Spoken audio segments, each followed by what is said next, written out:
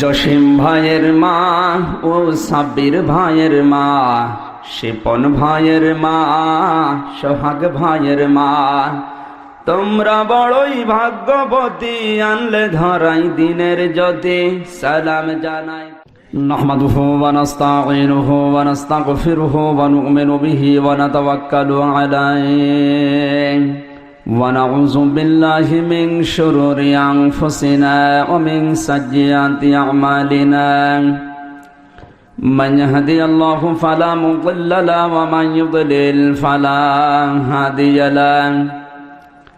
ونشهد أن لا إله إلا الله وحده لا شريك له ونشهد أن سيدنا وحبيبنا ومولانا محمدا عبده ورسوله الذي أرسله بالحق بشيرا ونذيرا وداعيا إلى الله بإذنه وسراجا منيرا.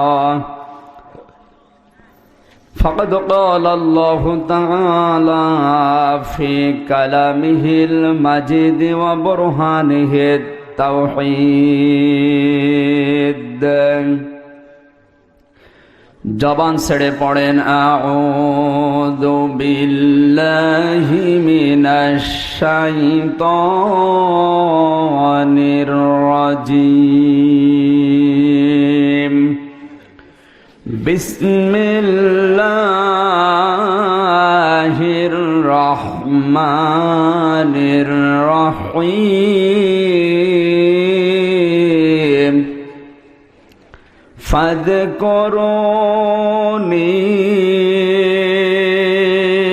আযকুরকুম ওয়াশকুরুলি ওয়ালা তাকফুরুন। ফাযকুরুনি أذكركم واشكروا لي ولا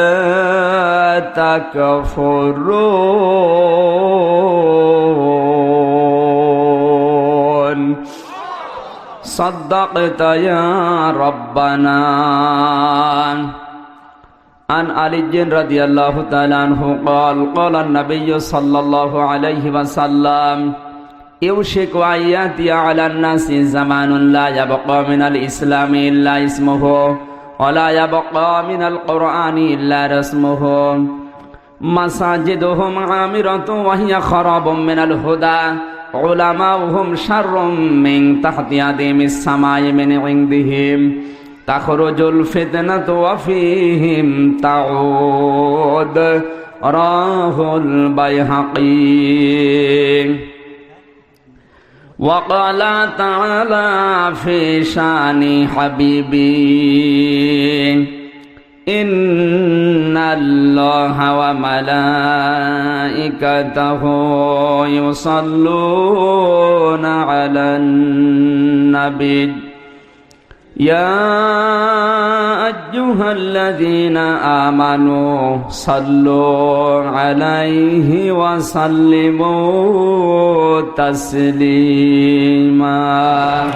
জসিম ভাইয়ের মা ও সাব্বির ভাইয়ের মা, শিপন ভাইয়ের মা, সোহাগ ভাইয়ের মা, তোমরা বড়ই ভাগ্যবতী, আনলে ধরাই দিনের জ্যোতি।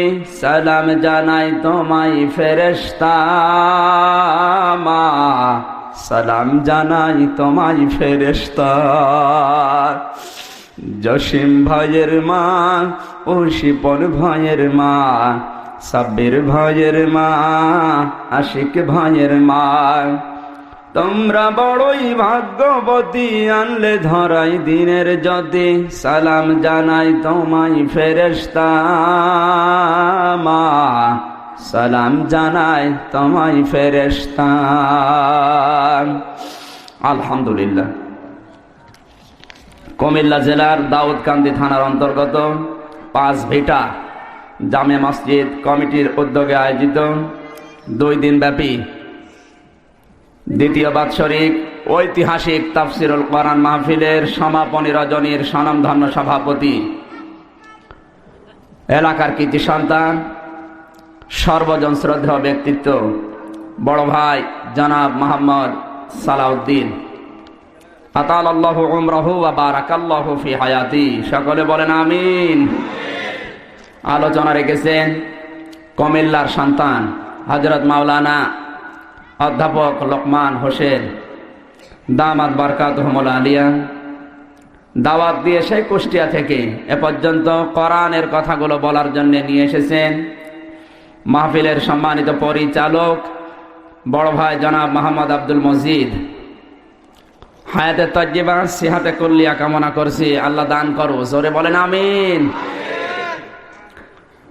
সম্মানিত পরিচালক, মঞ্চে বসা গণ্যমান্য ব্যক্তিবর্গ,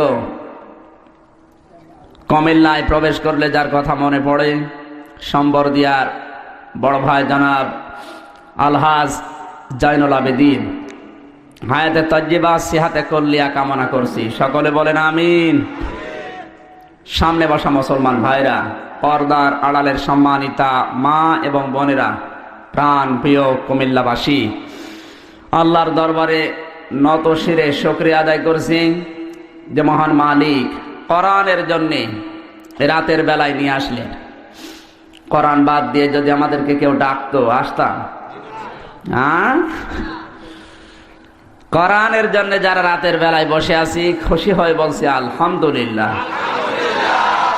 তিরমিজি শরীফের হাদিস, আল্লাহর নবী বলেন রাতের বেলা 1 ঘন্টা যদি কোরআনের একটা আয়াত বোঝার জন্য মানুষ ব্যয় করে, ও আয়াত যদি নাও বোঝে, ওর উপর যদি আমল নাও করে, 500 রাকাত নফল নামাজের সওয়াব পাবে। কত রাকাত? যেমন তেমন নামাজ না, কবুল হওয়া নামাজ। অনেক মানুষ নামাজ পড়ে, নামাজের ভেতরেই দাঁড়িয়ে দোকানের হিসাব করে। গত 3 তারিখে মাহফিল ছিল গোপালগঞ্জে, মাগরিবের নামাজ পড়তে দাঁড়িয়েছি, আমার সামনে ডিজিটাল প্যান্ট পরে এক যুবক দাঁড়িয়েছে।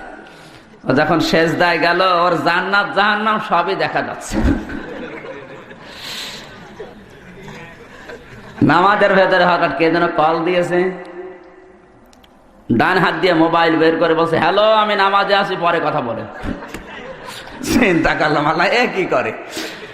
নামাজ শেষ করে বললাম ভাই দাঁড়ান, এই নামাজের ভেতরে কল এসেছে আর আপনি বললেন হ্যালো আমি নামাজে আছি। বলছে হুজুর কল আসলে করবো কি? এইরকম নামাজ না।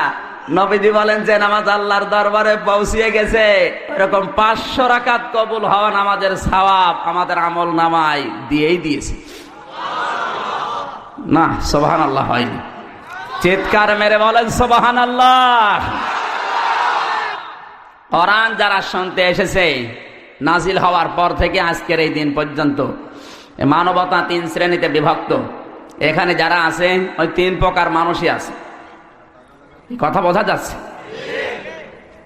1 নাম্বার, এই কোরআনের আওয়াজ শোনার পরে যারা বাধা দিয়েছিল, আল্লাহ রাব্বুল আলামিন বলেন ওয়াকালাল্লাযীনা কাফারু লা তাসমাউ লিহাযাল কুরআন ওয়ালগাউ ফীহি লাআল্লাকুম তাগলিবুন। জোরে বলেন আল্লাহু আকবার। সূরা হামিম সেজদা 24 নাম্বার পারা, 18 নাম্বার পৃষ্ঠা, 10 নাম্বার লাইনে 4 নাম্বার রুকু, 26 নাম্বার আয়াত। এটা তাফসিরে তাবারি, তাফসিরে খাজেন, তাফসিরে জালালাইন, তাফসিরে ইবনে কাসির, তাফসিরে মারিফুল কোরআন, তাফসিরে কাবির, তাফসিরে মনির, আইসারুত তাফাসির, তাফসিরে কুরতুবী। 1টা 2টা না, বিশ্ববিদ্যালয়ের কেন্দ্রীয় লাইব্রেরিতে 18 খানা তাফসির আমি মিলিয়েছি। সব মুফাসসির এই আয়াতের ব্যাপারে একই কথা লিখেছেন। সুবহানাল্লাহ বলতে পারেন? আল্লাহ পাক বলেন নবী আপনি পৃথিবীর কাফেরদের স্বভাব দেখবেন, কোরআনের আওয়াজ শোনার পরেই তারা বলবে এ কোরআন চলতে দেওয়া হবে না। দুনিয়ায় গান বাজনা, সিনেমা, থিয়েটার, ভিডিও সব চলছে, কোনো বাধা নেই।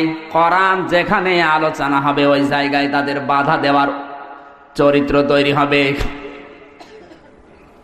সরাসরি বলবে না যে কোরআন শুনতে দেব না, কোরআন যেন মানুষ শুনতে না পারে এজন্য যতগুলো পরিবেশ তৈরি করা দরকার ওইরকম ভীতিপূর্ণ পরিবেশ তৈরি করে দেবে। ওই সময় আবু জেহেল কাফের ছিল আমরা বুঝেছি, এখন অনেক মানুষ আবু জেহেলকে ছাড়িয়ে গেছে। আল্লাহর নবী এই কোরআন যখন আবু বকরের সামনে তেলাওয়াত করলেন তার ঈমান বেড়ে গেল, আর আবু জেহেলের সামনে একই কোরআন পড়েছেন, আবু জেহেলের শয়তানি বেড়ে গেল। এখন এখানে যদি কোনো আবু বকর আসে ওর ঈমান বাড়বে, কথা বলেন? আর যদি আবু জেহেল আসে ওর শয়তানি বাড়বে। আমি কিন্তু দলিল দিয়ে কথা বলছি, যদি বিশ্বাস না করেন আপনি লিখে নিন, মোবাইলে তোলেন, যারা আলেম আছে জিজ্ঞাসা করেন। আল্লাহ রাব্বুল আলামিন বলেন কাফেরেরা আইন পাশ করেছিল লা তাসমাউ লিহাদাল কুরআনি, সব কিছু চলবে, কোরআন চলতে দেওয়া যাবে না। ওরা খুব ভালোভাবে বুঝেছিল মুহাম্মদ যেটা জানাতে চায় এটা যদি মেনে নেই তে আমাদের অবৈধ ক্ষমতা থাকবে না। আবু জেহেল কিন্তু অবৈধভাবে চেয়ারে বসেছিল। এখনো পৃথিবীতে অনেক দেশে আছে যারা অবৈধভাবেই টিকে থাকে, যদিও বাংলাদেশ এখনো শুরু। রাগ করলেন? ও জেনেছিল যে আমার যে ক্ষমতার চেয়ারে তো অবৈধ, আমি যদি মুহাম্মদের এই কথা মেনে নেই আর মানুষ যদি জানতে পারে আমার এই ক্ষমতা টিকবে না, এই জন্যও আগেই নিষেধ করেছে যেন কোরআন মানুষ শুনতে না পারে।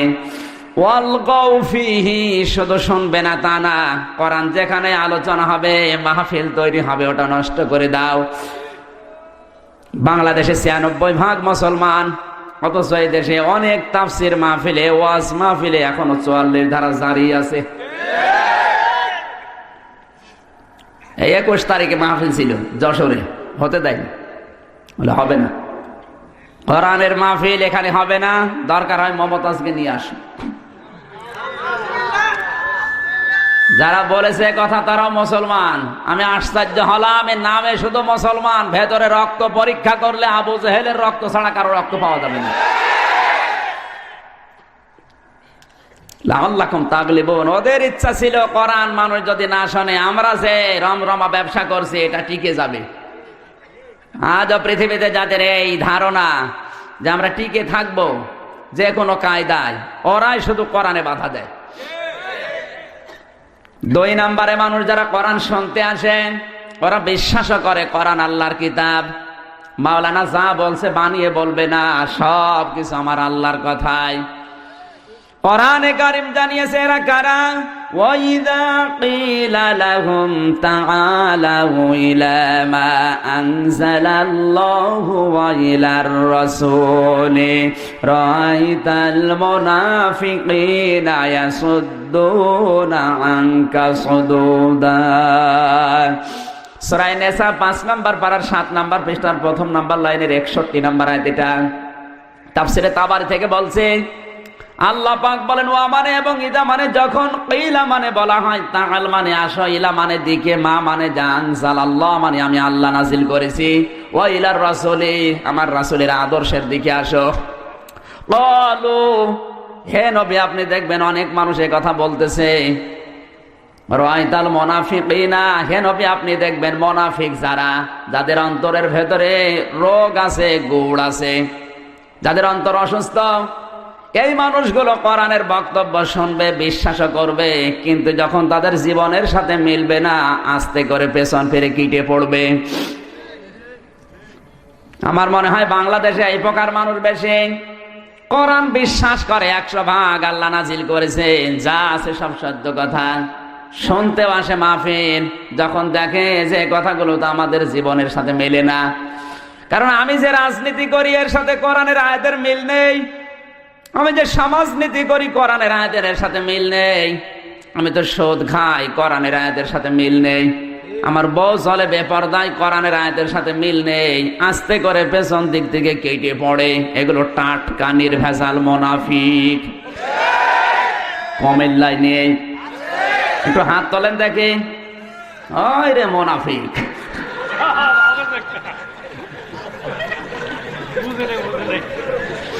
তিন নম্বরে কোরআন শুনতে আসে তারা যারা মুমিন। আল্লাহ রাব্বুল আলামিন বলেন, ইন্নামাল মুমিনুনা আল্লাযীনা ইযা যুকিরাল্লাহু ওয়াজিলাত কুলুবুহুম ওয়া ইযা তুলিয়াত আলাইহিম আয়াতুহু যাদাতুহুম ঈমানা ওয়া আলা রাব্বিহিম ইয়াতাওয়াক্কালুন। সূরা আনফাল 9 নম্বর পারা 16 নম্বর পৃষ্ঠা 4 নম্বর লাইনের প্রথম নম্বর রুকুর 2 নম্বর আয়াত। এটা তাফসিরে বাইজাবি থেকে বলছি। আল্লাহ পাক বলেন, মুমিন যারা তাদের সামনে আল্লাহর নাম উচ্চারণ হলে ওদের অন্তর কেঁপে ওঠে।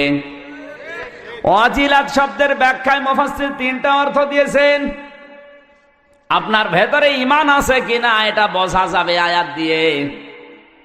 কোন মানুষের ভেতরে যদি ঈমান থাকে, ওয়াজিলাত শব্দের ব্যাখ্যা বলছে। এবার বাম স্তনের 2 আঙ্গুল নিচে একটা গোস্তের টুকরা আছে, আরবিতে যার নাম কলব। নবীজি বলেন, কোরআনের আওয়াজ শোনার পরে আল্লাহর বড়ত্বের কথা শুনলে ওদের ওই অন্তরের গোশতটুকু কেঁপে উঠবে। তাহলে বুঝবে ওর ভেতরে 1 নম্বরে ঈমানদার। গোস্তের টুকরা যদি কেঁপে না ওঠে, ওর শরীরের যে পশমগুলো আছে খাড়া হয়ে যাবে। এটাও যদি কেঁপে খাড়া হয়ে না যায়, বুঝবে ওর অন্তরের ভেতরে একটু আনন্দ লাগবে। আল্লাহর নবী বলেন, এই 3টি বিষয়ের একটাও যদি পাওয়া না যায়, কোরআনের মাহফিলে আসলে কি হবে? ওটার ঈমান নেই, ওটা বেঈমান। এখানে হয়তো নেই। এখন আপনি নিজের সাথে পরীক্ষা করেন আয়াতটা দিয়ে। আল্লাহর কথাগুলো শুনলে বাম স্তনের 2 আঙ্গুল নিচে যে গোস্তের টুকরা আছে ওটা কেঁপে কেঁপে উঠছে নাকি? যদি না ওঠে, পশমগুলো খাড়া হয়ে যাবে। আল্লাহর নবী বলেন, এটাও যদি না হয়, অন্তরে একটু শান্তি শান্তি লাগবে। কার কোনটা হচ্ছে নিজের দিকে তাকান। কে বোঝা যাচ্ছে না? কারণ কোরআনের আয়াত শুনলে আবু বকরের মতো যাদাতুহুম ঈমানা, ঈমান তার বাড়বে। এ গ্যারান্টি কার? আল্লাহর গ্যারান্টি মিথ্যা হবে? কোরআন শোনার পরে ঈমান এত বেড়ে যাবে। ওয়া আলা রাব্বিহিম ইয়াতাওয়াক্কালুন। দুনিয়ার যত বিষয় আছে সব বিষয়ে তারা ভরসা করবে আমার আল্লাহর প্রতি। এই 3 প্রকার মানুষ কোরআন শুনছে, এখন এসেছে কিয়ামত পর্যন্ত শুনবে। এখানে ওই রকম মানুষ আছে না নেই? আল্লাহ আমাদের 3 নম্বরে যারা আছে মুমিন, ঈমান যেন আজকের আয়াত তেলাওয়াত করে, শ্রবণ করে, আমল করার কারণে আল্লাহ বাড়িয়ে দেন। জোরে বলেন আমিন। দরুদ পড়ি, সালাম পাঠাই আমাদের নবী, বিশ্ব নবী, মানবতার বন্ধু মুহাম্মদুর রাসূলুল্লাহ সাল্লাল্লাহু আলাইহি ওয়াসাল্লামের প্রতি, যাকে শুধু ভালোবাসা মহব্বত দিয়ে এই রবিউল আউয়াল মাসে আমরা শেষ করে দিলাম। রবিউল আউয়াল মাস 1 বছর পরে পরে আসে, আর আমরা যত ভালোবাসা মহব্বত আদর দিয়ে নবীকে বিদায় করে দেই। পুরা কোরআন শরীফের ভেতরে এমন কথা কোন জায়গায় নেই। আল্লাহর নবীকে কেউ যদি ভালোবাসে, মহব্বত করে, আদর করে, আল্লাহ তাকে মাফ করে দেবে। কিয়ামতের দিন আল্লাহ তাকে জান্নাতে দিয়ে দেবে। এ কথা কোনো জায়গায় নেই। অথচ বাংলার ময়দানে অনেক বক্তা ওয়াজ করছে, নবীকে যদি ভালোবাসো আল্লাহর ভালোবাসা পাওয়া যাবে। কথা বলছেন না কেন? এই যে তোফাজ্জল হোসেন ভৈরবী, আব্দুল খালেক শরীয়তপুরী, হাবিবুর রহমান যুক্তিবাদী, নাম ধরে বললাম এই জন্য মানুষ মনে করে সবই মনে হয় কোরআন হাদিসে আছে। এগুলো সব বানিয়ে বানিয়ে বলে। কোরআন যারা পড়তে পারে, আপনি জিজ্ঞাসা করেন কোন আলেম নিয়ে আসবেন, নিয়ে আসেন। আমি চ্যালেঞ্জ দিয়ে বলছি, আল্লাহর নবীকে কেউ যদি ভালোবাসে আল্লাহ তাকে মাফ করে জান্নাতে দেবে, এরকম কোন কথা কোরআনে নেই। কোরআনে কারিমে আল্লাহ জানিয়েছেন, কুল ইন কুনতুম তুহিব্বুনাল্লাহা ফাত্তাবিউনি ইউহিব্বুকুমুল্লাহ ওয়া ইয়াগফির লাকুম যুনুবাকুম আল্লাহু গফুরুর রহিম। জোরে বলেন আল্লাহু আকবার।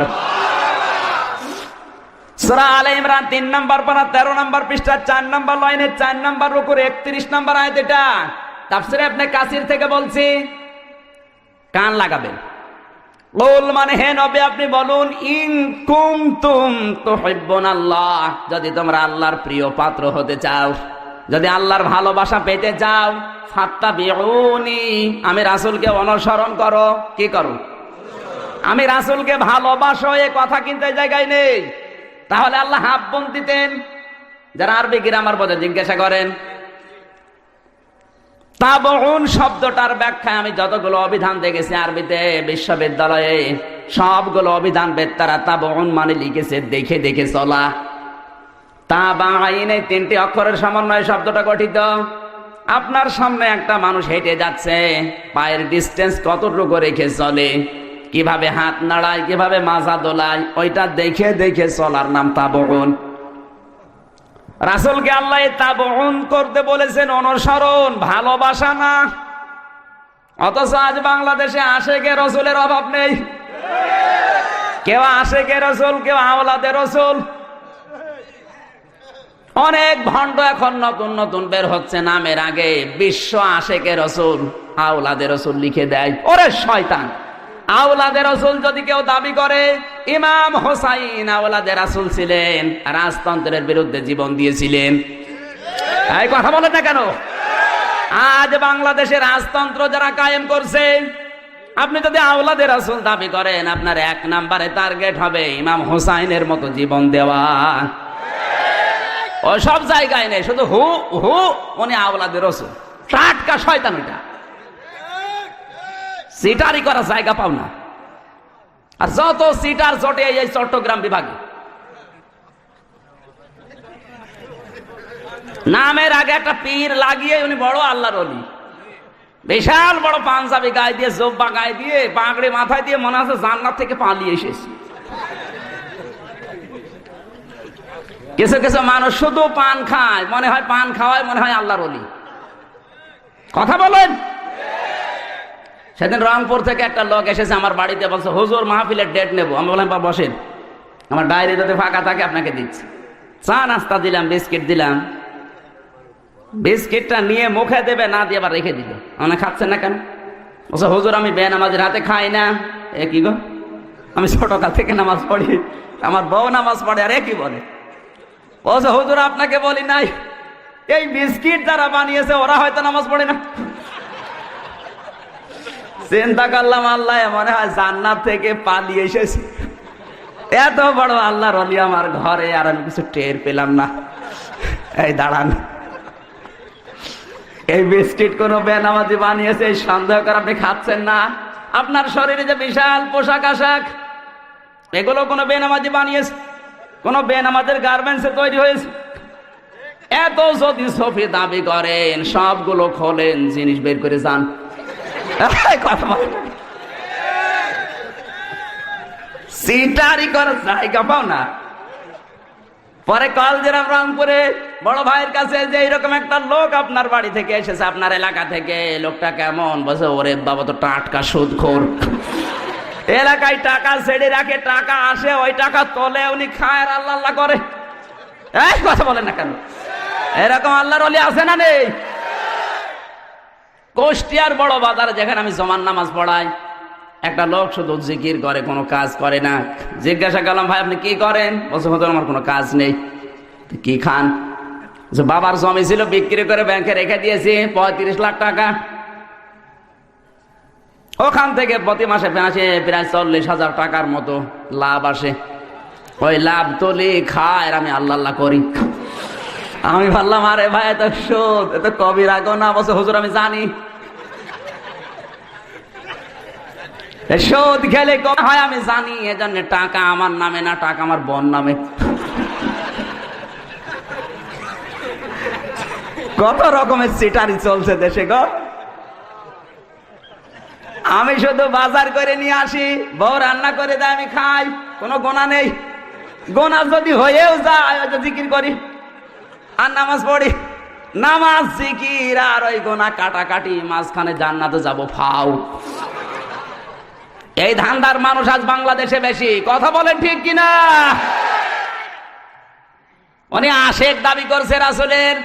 আল্লাহর নবীর কোন অনুসরণ ওর জীবনে নেই। বিশ্ব নবীর একটা মাথা ছিল না? ছিল না? আমাদের আছে না নেই? আল্লাহর নবীর মাথায় চুল ছিল 3 প্রকার। আর এমন মুসলমানও আছে ওর মাথার দিকে তাকালে মনে হয় ব্রাজিল, আর্জেন্টিনা। কাকা কাকা না? আমার মাহফিলে সিলেট অঞ্চলে বেশি থাকে, সিলেট, সুনামগঞ্জ, হবিগঞ্জে। ওখানে সব লন্ডন প্রবাসী বেশি। ওদের চুল কাটার স্টাইল দেখলে শয়তান পর্যন্ত লজ্জা পাবে। এদিকে চুল নেই, এদিকে চুল নেই, মাঝখানেও ফাঁকা, পেছনে বড় বড় চুল রেখে ওই জায়গায় বাড়ির মোবাইল নাম্বার, হোল্ডিং নাম্বার লিখে দেয়। শয়তান দেখে আর চিন্তা করে, আল্লাহ তুমি আমারে শয়তান বানিয়েছ, এ তো আমার চাইতে বড় শয়তান।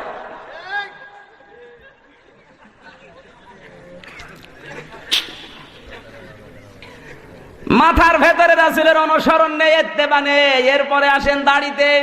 অনেক মানুষ প্রতিদিন দাড়ি কাটে, না এলাকায় নেই? দাড়ি যারা কাটে তাদের 2টা ক্ষতি হবে। 1 নাম্বারে এই ত্বক নষ্ট হয়ে যাবে, 2 নাম্বারে যৌন শক্তি হারাবে। আপনি দাড়ি কেটে ইয়াং হতে চান? ইয়াং কি আর নিচে নামলাম না? যতই উপরে উপরে ইয়াং লাগে, ভেতরে কিন্তু দুর্বল। এই কথা বলেন না কেন? দাড়ি কাটেন কারা কারা? হাত তোলেন তো। অনেক মানুষ কিন্তু বলে যে হুজুর এত বউ পায় সুন্দর কি করে? হুজুর বউ পাবে সুন্দর কি করে জানো না? হুজুরের যৌবন তোমার মতো বিক্রি হয় না। কথা বলেন না কেন? তোমার যৌবন তো বিয়ের আগেই হোটেলে বিক্রি হয়ে গেছে। হুজুর দাড়ি রাখার কারণে ওর যৌবন এখনো অটুট আছে, এই জন্য হুজুরা সুন্দর বউ পায়। আর নিচে নামা লাগবে। দাড়ির ভেতরে আপনার আদর্শ নেই, অনুসরণ নেই। এরপরে যত নিচে নামবেন তত সমস্যা। আজ নিচে নামতে নামতে যত নিচে নামা যাচ্ছে, কোন জায়গায় রাসূলের আদর্শ নেই। উনি আশিকে রাসূল দাবি করে বসে আছে।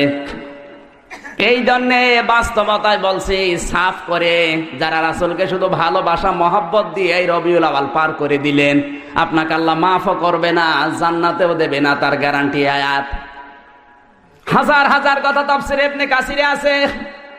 রাসূলকে সারা জীবন ভালোবেসেছিল, আদর করেছিল, চুমা দিয়েছিল, মহব্বত করেছিল তার আপন চাচা আবু তালিব, কিন্তু আল্লাহ তাকে মাফও করে না, জান্নাতেও দেয় নাই। কথা বলেন না কেন? বুখারী শরীফের 2য় খণ্ডে আছে, আবু তালিব নিজের সন্তান আলীর চাইতে বিশ্ব নবীকে বেশি ভালোবাসতো। যেদিন মারা যাচ্ছিল, আল্লাহর নবী আসলেন তার দরজায়, ডাক দিয়ে বললেন, ইয়া আম্মি আবি তালিব কুল লা ইলাহা ইল্লাল্লাহ হাজ্জুল লাকা ইনদাল্লাহি ইয়াউমাল কিয়ামাহ। রাহুল বুখারী। হে চাচা, আপনি শুধু আমার কানের কাছে মুখটা নিয়ে বলেন লা ইলাহা ইল্লাল্লাহ মুহাম্মাদুর রাসূলুল্লাহ, বলা লাগবে না। এতটুকু কথা যদি বলতে পারেন, কিয়ামতের দিন আল্লাহর দরবারে ঝগড়া করে আপনাকে আমি জান্নাতে নিয়ে যাব। পাশে দাঁড়িয়েছিল আবু জেহেল, ডাক দিয়ে বলে, নেতা তুমি পড়বা, সারা জীবন তুমি আমাদের বাপ দাদা ধর্ম মানলে, এখন নতুন ধর্ম ভাতিজা নিয়ে এসেছে, ওইটা মেনে কলঙ্কিত হবে। ও আর পড়ে নাই, এই অবস্থায় মারা গেল। নবীজি মন খারাপ করলেন। সঙ্গে সঙ্গে ফেরেশতা জিবরাইল এসে বলে, হে নবী আপনি মন খারাপ করেন কেন? ইন্নাকা লা তাহদি মান আহবাবতা ওয়ালাকিন্নাল্লাহা ইয়াহদি মান ইয়াশা ওয়া হুয়া আ'লামু বিল মুহতাদিন। সূরা কসস 20 নম্বর পারা 11 নম্বর পৃষ্ঠা 9 নম্বর লাইনে 6 নম্বর রুকু 56 নম্বর আয়াত। এটা তাফসীর ইবনে কাসির থেকে বলছি। আল্লাহ পাক বলেন, হে নবী আপনি মন খারাপ করেন কেন? হেদায়েত তো আপনার হাতে আমি দেই নাই, হেদায়েত আমি আল্লাহ নিজের হাতে রেখে দিয়েছি। হেদায়েত কে পাবে ওটা আমি আল্লাহ আপনার চাইতে বেশি জানি। এজন্য আলামা ইসমে তাফসীলের শিক্ষা দিয়েছেন। এই কথা বলছেন না কেন? আপনার চাইতে আমি বেশি জানি যে হেদায়েত পাবে কে। এই লোকটা আপনার চাচা, আমি জানি। সারা জীবন আপনাকে চোমা দিয়েছে, কলে কাকে নিয়ে পিঠে নিয়ে মানুষ করেছে, আমি দেখেছি। কিন্তু লোকটা তো আপনার অনুসরণ করে নাই। আপনি বলতে বললেন লা ইলাহা ইল্লাল্লাহ, লোকটা কিন্তু বলে নাই। এই জন্য আমি আল্লাহকে মাফও করি নাই। এরপরেও নবী আবু তালিবের কবরের পাশে দাঁড়িয়ে 2 হাত তুলে দোয়া করে, আল্লাহ তুমি আমার চাচা আবু তালিবকে মাফ করে দাও। সঙ্গে সঙ্গে ফেরেশতা জিবরাইল এসে বলে, হে নবী হাত নামান। কার জন্য হাত তুলেছেন? মা কানা লিন-নাবিয়্যি ওয়াল্লাযীনা আমানু আন ইস্তাগফিরু লিল মুশরিকিন ওয়ালাউ কানু উলি কুরবা মিন বা'দি মা তাবায়্যানা লাহুম আন্নাহুম আসহাবুল জাহিম। সূরা তাওবা 11 নম্বর পারা 4 নম্বর পৃষ্ঠা 4 নম্বর লাইনের 113 নম্বর আয়াত এটাও ইবনে কাসিরে আছে। আল্লাহ পাক বলেন, হে নবী আপনি কার জন্য হাত তুলেছেন? এই লোকটা আপনার চাচা, আমি জানি। এতে সারা জীবন আপনাকে আদর দিয়েছে, মহব্বত করেছে, আমি দেখেছি, কিন্তু লোকটা তো মুশরিক। কথা বলছে না কেন? কোন মুশরিকের জন্য নবী এমনকি ঈমানদার যদি দোয়া করে এটা জায়েজ না, শোভনীয় না, উচিত না। এই লোকটা আপনার চাচা, তাই বলে দোয়া করবেন? ওয়ালাউ কানু উলি কুরবা, যদিও নিজের নিকট আত্মীয় হয়, মুশরিকের জন্য নবীর পর্যন্ত দোয়া করা জায়েজ নেই। নবীর দোয়া যদি আল্লাহ ফেরত দেয়, আমির হামজার দোয়া কবুল হবে? অথচ বাংলাদেশের টাটকা মুশরিক মারা যায় আর আমরা দোয়া করে জান্নাতে দিয়ে আসি, মনে হয় কন্ট্রাক্টরে নিয়েছি। জান্নাত আমার বাবার। ও মনে করে 10টা গরু জবাই করে দিলেই আমার বাবা মনে হয় জান্নাত পেয়ে যাবে। সব ভ্রান্ত ধারণা বাদ দেন। আমি জানাজা পাই না, জীবনে 2টা জানাজা পেয়েছিলাম। আগেই বলেছি এই লোকটা কেমন ছিল, ও কি ইসলামের পক্ষে ছিল না বিপক্ষে ছিল? যদি বলে হুজুর সারা জীবন মিছিল দিয়েছে, হুজুরের চামড়া তুলে নেব আমরা। এই মিছিল শুনলেই বোঝা যায় ও কোন দলের, ওর আদর্শ কি। তখনই বলি আল্লাহ সারা জীবন যেভাবে দিন কাটিয়েছে, কবরের ভেতরে সাইজ করবা ওইভাবে। আল্লাহু আকবার। যা, কোন জায়গায় যাবে যা। সারাটা জীবন সিটারি বাটপারি করবা, আর আমির হামজা দোয়া করে তোমার জান্নাতে দেবে। অত পাগল আমির হামজা না। মুসল্লিরা মনে করে হুজুর মনে হয় দোয়া দরদ অনেক পড়ছে, ওকে দোয়া। হুজুরের দোয়া করাও লাগবে না, নিজের আকীদা ঠিক করেন, দোয়া করাও লাগবে না, এমনিতে আল্লাহ তোমাকে মাফ করে দেবে। এবার প্রশ্ন আসতে পারে, আমার বাবা আজ 30 বছর আগে মারা গেছে, আমার নেতা আজ 40 বছর আগে মারা গেছে, উনি যে মুশরিক ছিল আমি কিভাবে টের পাবো? জানার কায়দা নেই। আরে ভাই, আপনার নেতা মারা গেছে আজ 40 বছর আগে, আর কোরআনে কারিমে আল্লাহ আয়াত নাযিল করে জানিয়েছে 1500 বছর আগে। এবার আপনি মেলাবেন আপনার নেতা কি অবস্থায় মারা গেছে এবং কোথায় আছে। কোরআনে হাকিম জানিয়েছে, ওয়া মিনান নাসি মাইয়াত্তাখিযু মিন দুনিল্লাহি আনদাদান ইউহিব্বুনাহুম কাহুব্বিল্লাহ ওয়াল্লাযীনা আমানু আশাদ্দু হুব্বান লিল্লাহ ওয়ালাউ ইয়ারাল্লাযীনা যালামু ইয ইয়ারাউনাল আযাবা আন্নাল কুওয়াতা লিল্লাহি জামিআ ওয়া আন্নাল্লাহা শাদীদুল আযাব। সূরা বাকারা 2 নম্বর পারা 4 নম্বর পৃষ্ঠার 1ম নম্বর লাইনের 165 নম্বর আয়াত। এটা তাফসীরে ইবনে কাসির এটাও আছে। আল্লাহ পাক বলেন, অনেক মানুষ এমন আছে আমি আল্লাহকে যেভাবে ভালোবাসা দরকার ওই ভালোবাসা তারা দুনিয়ার মানুষকে দিয়ে দিয়েছে। কথা বলছেন না কেন? এই জন্য কোন ওলি আল্লাহর অনুসরণ করতে আল্লাহ কিন্তু কোরআনে নিষেধ করেছেন। এখন যারা পীরের মুরিদ ওদের মন খারাপ হয়ে গেল। আরে ভাই, আমিও তো পীরের মুরিদ। কোরআনে কারীম জানিয়েছে অনুসরণ করতে ওলি আল্লাহর নিষেধ করলেন কেন আল্লাহ? ইত্তাবিউ মা উনসিলা ইলাইকুম মির রাব্বিকুম ওয়া লা তাত্তাবিউ মিন দুনিহি আউলিয়া কলিলাম মা তাযাক্কারুন। এই কান লাগান। সূরা আরাফ 8 নম্বর পারা 10 নম্বর পৃষ্ঠার 1ম নম্বর 2 নম্বর লাইনের 1ম নম্বর রুকুর 2 নম্বর আয়াত। এটা তাফসীরে বাইজাবি থেকে বলছে। আল্লাহ পাক বলেন ইত্তাবিউ।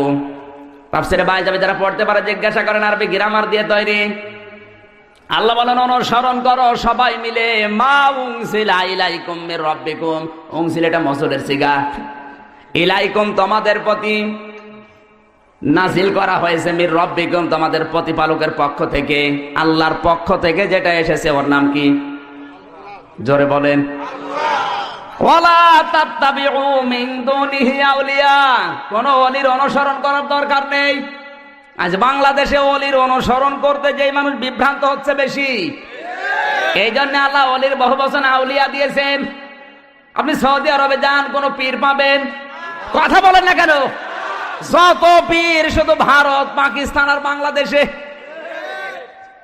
আল্লাহ কেন নিষেধ করলেন? তাফসীর গুলো আপনি গবেষণা করেন, কারণ আছে না নেই? জোরে বলেন।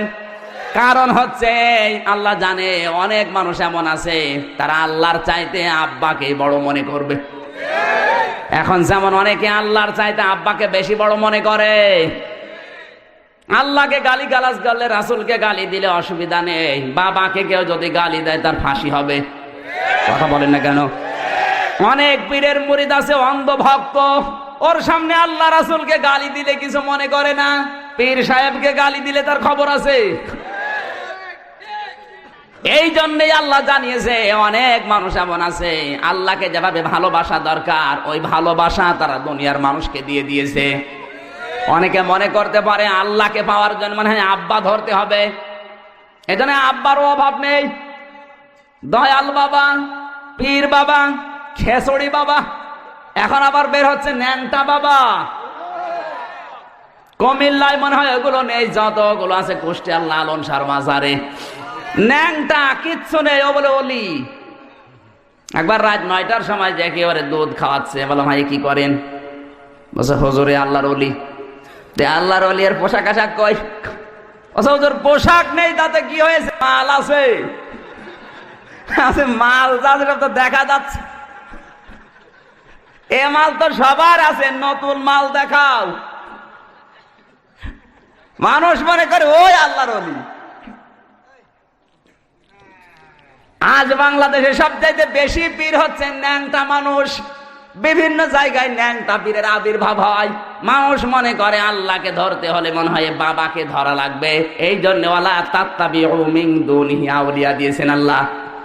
একটা কথা আপনি খণ্ডন করতে পারবেন না। কলিলাম মা তাযাক্কারুন, আল্লাহ বলেন আমার আফসোস, আমার ঘোষণা শোনার পরে কিছু মানুষ আমার উপদেশ মেনে নেয় আর বাকিগুলো সবই মুখ ফিরিয়ে চলে যায়। এদেশে নেই? আল্লাহর ওয়াজ শোনার পরে কেউ যদি মন খারাপ করে কি হবে তার বলেন তো?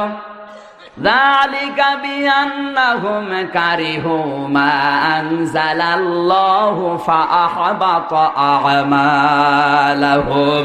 সূরা মুহাম্মদ 26 নাম্বার পারা 6 নাম্বার পৃষ্ঠা 9 নাম্বার লাইনে প্রথম নাম্বার রুকুর 9 নাম্বার আয়াত। এটা তাফসীরে তাবারী থেকে বলছে আল্লাহ পাক বলেন আমি যেটা নাজিল করেছি এটা মানে না এমন না।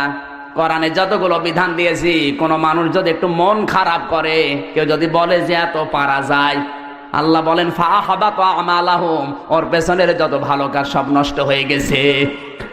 কারিহু মানে অপছন্দ করা। কেউ যদি মনে মনে ঘৃণা করে, অপছন্দ করে, আল্লাহর কোন বিধানকে মানে না এমন না, যদি মন খারাপ করে শুধু শুধু অপছন্দ করে, ফাআহবাতা আমালাহুম, আমলের বহুবচন আমাল। এখানে বক্তব্যের মাঝখানে ফা আছে। যারা আরবি গ্রামার মধ্যে জিজ্ঞাসা করেন ফাটা আল্লাহ কখন ব্যবহার করেন, ফাটা অনিষ্টাবার্থে ব্যবহার হয়।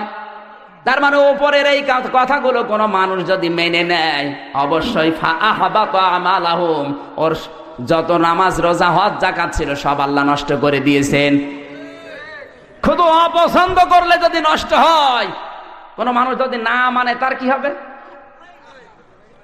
কোরআনে কারীম জানিয়েছে ওয়ামান আযলামু মিম্মান যুক্কিরা বিআয়াতি রাব্বিহি সুম্মা আ'রাদা আনহা ইন্না মিনাল মুজরিমিনা মুনতাকিমুন।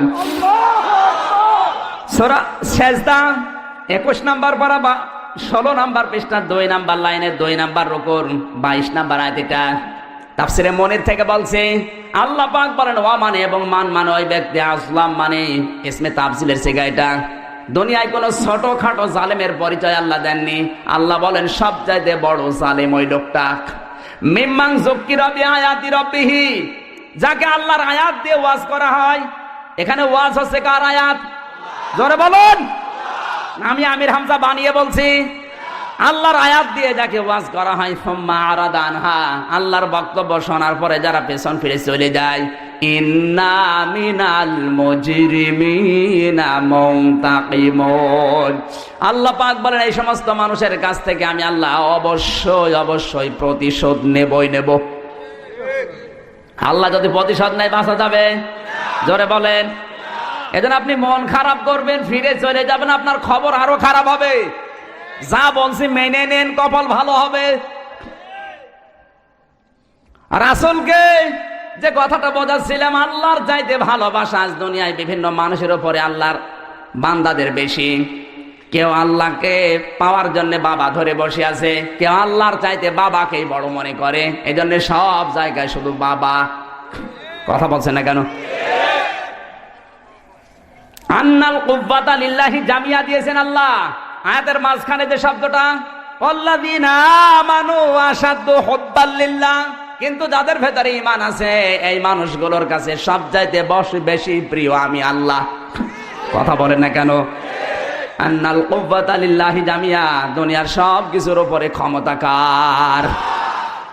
কিন্তু অনেক মানুষের এই বিশ্বাস বাংলাদেশে আছে যে ক্ষমতার উৎস জনগণ। জি না, মানে বিশ্বাস নেই। ওরা মনে করে ক্ষমতায় রাখার মালিক জনগণ। ক্ষমতায় রাখার মালিক কে? সেদিন সিরাজগঞ্জে এক মাহফিলে স্টেজে ওঠার সময় এক লোক এসে বলছে, হুজুর কোরআনের কথা দেখে বলবেন ক্ষমতায় আছি আমরা। ক্ষমতায় কে ওরা? ক্ষমতায় কে? জোরে বলেন। যারা বলে কোরআনের কথাও দেখে বলবেন ক্ষমতায় আছি আমরা, ওরা কি কোরআন আল্লাহর ক্ষমতা বিশ্বাস করে? জোরে বলুন। কোরআনের অধিকাংশ আয়াতে নিজের বড়ত্বের কথাগুলো আল্লাহ প্রকাশ করছেন। এই জন্যে রব্বুল আলামিন জানের মানুষ অধিকাংশ গুলো আমি আল্লাহ বাদ দিয়ে অন্যের সামনে ধর্ণা দেবে। তাবারাকাল্লাযী বিয়াদিহিল মুলকু ওয়া হুয়া আলা কুল্লি শাইইন কাদির। জোরে বলেন আল্লাহু আকবার। বরকতশালী সেই আল্লাহ যিনি সব কিছু থেকে পবিত্র, মুক্ত, সব কিছুর উপরে ক্ষমতা কার? জোরে বলেন কার? এই আয়াত অনুযায়ী যাদের বিশ্বাস, যাদের টেন্ডেন্সি, যাদের থিওরি ক্ষমতার উৎস জনগণ, ওরা কিন্তু মুশরিক। কি কথাটা আপনি খণ্ডন করতে পারবেন? সুতরাং এই সমস্ত মুশরিক যদি মারা যায়, সে যে দলের হয় হোক, এ মুশরিক যদি মারা যায় আর আমির হামজা যদি দোয়া করে, আল্লাহ যদি মাফ করে দেয়, তাহলে আবু তালেবকেও মাফ করা লাগবে। কথা বলছে না কেন?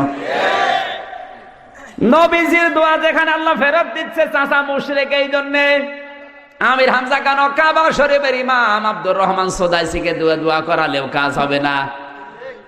যদি কোনো মুশরিকের জন্য কাবার ইমামের দোয়া কবুল হয়, তাহলে আল্লাহর নবীর দোয়া তার চাচার জন্য কবুল হওয়া লাগবে। এই জন্য শুধু ভালোবাসা, শুধু মহব্বত না। আর সারা বাংলাদেশ, ভারত, পাকিস্তান এইটা ছেয়ে গেছে শুধু ভালোবাসা, শুধু মহব্বত রসুলকে দেয়, কোনো অনুসরণ নেই। শরীর থেকে শুরু করে, পরিবার থেকে শুরু করে, আন্তর্জাতিক জীবন পর্যন্ত কোন জায়গায় রাসূলের অনুসরণ নেই, শুধু আছে ভালোবাসা। ইয়া নবী সালাহ। ওই দেখেন, চুপ করেন, কোথায় পেছনে ভণ্ডামি এসব? এসব ভালোবাসা বাদ দেন, এখন থেকে অনুসরণ হবে। আল্লাহ বলেন অনুসরণ যদি করে ইউহিব্বুকুমুল্লাহ, আমি আল্লাহ নিজেই তাদেরকে ভালোবাসবো।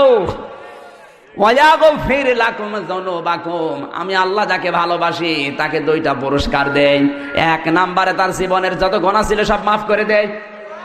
ইয়াগফির, এটা মজারের আলোচনা, বর্তমান, ভবিষ্যৎ, প্রেজেন্ট, ফিউচার। জামবন এক বছর, জুনুব বহু বছর। কোন মানুষ যদি রাসূলকে অনুসরণের সিদ্ধান্ত নেয়, যখন থেকে সিদ্ধান্ত নেবে অনুসরণ করব, আল্লাহ বলেন গ্যারান্টি দিলাম ওই মুহূর্তে ওর জীবনের গুনাহ সব মাফ। আপনি একটা আয়াত কোরআনের ভেতরে দেখান তো যে রাসূলকে ভালোবাসলে আল্লাহ জীবনের গুনাহ মাফ করে দেবে, জান্নাতে দিয়ে দেবে। নেই। একটা হাদিসে আছে লা ইউমিনু আহাদুকুম হাত্তা আকুনা হাব্বা ইলাইহি মিন ওয়ালিদিহি ওয়া ওয়ালাদিহি ওয়ান নাসি আজমাইন। ওই পর্যন্ত ঈমানদার হওয়া যাবে না যতক্ষণ পর্যন্ত তোমার সন্তানাদি, নেতা খেতা, দুনিয়ার সব মানুষের চাইতে বিশ্ব নবীকে বেশি ভালো না বাসবে। আহাব্বা এই জায়গা আছে ইসমে তাফসীর। এখানে ইমানের কথা জান্নাতে দিয়ে দেবে আল্লাহ, আপনাকে মাফ করে দেবে কথা এখানে নেই। হাদিস যা পড়তে পারে জিজ্ঞাসা করেন, হাসিয়ার ভেতরে আছে। কোরআন হাদিস তো পড়ে না, কোন বাবা কি বলে শুধু ওইটা নিয়ে পাগল। এ কুমিল্লা, নোয়াখালী, ফেনী এগুলো বেশি মনে করছেন হুজুর কিছু জানে না। হুজুর ভার্সিটির মাল, সব খবর হুজুরের কাছে আছে। এই সমস্ত জেলাগুলো এগুলো বেশি, এরা বাবা ভক্ত, নিজের বাবার খবর নেই। কোন বাবা আকাশ থেকে নামে ওই বাবার জন্য পাগল। রাগ করলেন? এজন্য এখন থেকে শুধু ভালোবাসা না অনুসরণ? জোরে বলুন। অনুসরণ করলে আল্লাহ জীবনের গুনাহ সব মাফ করে দেয়। কারণ এক ফের যারা গ্রামার বদে জিজ্ঞাসা করে, মোজারে দিয়েছেন আল্লাহ, যখন থেকে শুরু করবেন ওই জায়গা থেকে আল্লাহ জীবনের সব গুনাহ মাফ করে দেবে। অনুসরণ নাই, উনি শুধু ভালোবাসা দিয়ে জীবন কাটিয়ে চলে যাচ্ছে। আমার ভাইরা এবার আসেন, আজকের তেলাওয়াত কি আয়াত, যেটা আমার আলোচনার সাবজেক্ট জিকির। কি বললাম? জোরে বলেন। আল্লাহর জিকির এবং তার তাৎপর্য। সারা পৃথিবীতে এখন যত ভেজাল, সমস্যা আর ঝামেলা এই জিকির নিয়ে। আপনাদের চট্টগ্রাম বিভাগে এটা বেশি, এই জন্য আমি সাবজেক্টটা নিলাম। যত সমস্যা ভেজাল দেখবেন জিকির নিয়ে। যে কোনো বাবার দরবারে যাবেন, কি দেবে? জোরে বলেন। পীরের দরবারে যাবেন, জিকির দিয়ে দেবে। চরমনায় যান, আটরশি যান, ফুরফুরায় যান, দেওয়ানবাগে যান, রাজার বাগে যান, সুরেশ্বরে যান, যেখানে যাবেন আগে দেবে কি? জোরে বলেন। এখন এই জিকির কাকে বলে? আসলে জিকির কোরআন হাদিসে আছে কিনা এটা জানা দরকার। সেদিন চাঁপাইনবাবগঞ্জে গিয়েছিলাম, শুনলাম জিকির করতে করতে গাছে উঠে বসে আসলো। জিজ্ঞাসা করলাম গাছে কেন? বলছে হুজুর জিকিরের ফয়েজে উঠেছে। ওরে শয়তানি, জিকিরের ফয়েজে তুমি গাছে ওঠো, মানদার গাছ খুঁজে পাও না? মানদার গাছে ওঠো দেখি কেমন জিকিরের ফয়েজ। কথা বলেন। কুষ্টিয়ার লালন শাহর মাজারে জিকির হয়, নারী আর পুরুষ, রাত 11টার পরে সব এক জায়গায়। বিভিন্ন পীরের দরবারে শুধু জিকির, কোনো কিছু নেই তাছাড়া। বলে পানির নিচে বাতি জলে, ঝড় বাতাসেও লেবে না। এ বাবার মরিদ হলে জিকির ছাড়া আর কিছু লাগে না। আসলে যে জিকির, এটা কিন্তু গুরুত্বপূর্ণ বিষয়। জিকির কোরআন হাদিসে আল্লাহ কি অর্থে ব্যবহার করেছেন আজকে জানতে হবে আমাদের। কথা বলেন ঠিক কিনা? এই জন্য আজকের আলোচনার বিষয় কি? জোরে বলুন। জবান ছেড়ে তেলাওয়াত করেন, আউযু বিল্লাহি মিনাশ শাইতানির রাজিম, বিসমিল্লাহির রহমানির রহিম। ফাযকুরুনি আযকুরকুম ওয়াশকুরুলি ওয়ালা তাকফুরুন। সাদাক্তা ইয়া রব্বানা। সূরা বাকারা 2 নাম্বার পারা, 2 নাম্বার পৃষ্ঠা, 9 নাম্বার লাইনের 152 নাম্বার আয়াত। একটা মাত্র আয়াত আমি তেলাওয়াত করেছি। আমার যতটুকু জ্ঞান আছে কোরআন হাদিসের উপর আর বাস্তবতার উপরে, আমি যদি কিয়ামত পর্যন্ত আয়াত পাই, আর আজকের এই আলোচনার আয়াত নিয়ে যদি শুরু করি, কিয়ামত হয়ে যাবে, শেষ হবে না। এত কথা আল্লাহর ভেতরে দিয়েছেন। আল্লাহ পাক বলেন ফা, এটা ফায়ে বায়ানিয়া, ফায়ে আত। উযকুরনি, আমাকে স্মরণ করো। আযকুরকুম, আমি আল্লাহ তোমাদের স্মরণ করব। সুবহানাল্লাহ বলতে পারেন নাই? চমৎকার শব্দ আল্লাহ দিয়েছেন। আমাকে যদি স্মরণ করো, আমি আল্লাহ তোমাদের স্মরণ করব। ওয়াশকুরুলি, আমার নিয়ামতের শুকরিয়া আদায় করো। ওয়ালা তাকফুরুন, নাফরমানি করো না। শব্দ আল্লাহ 4টা দিয়েছেন। কয়টা? ধরে বলেন। আমাকে স্মরণ করো, আমি স্মরণ করব। আমার নিয়ামতের শুকরিয়া আদায় করো, নাফরমানি করবা না। 4টা শব্দ বোঝা হয়ে গেছে।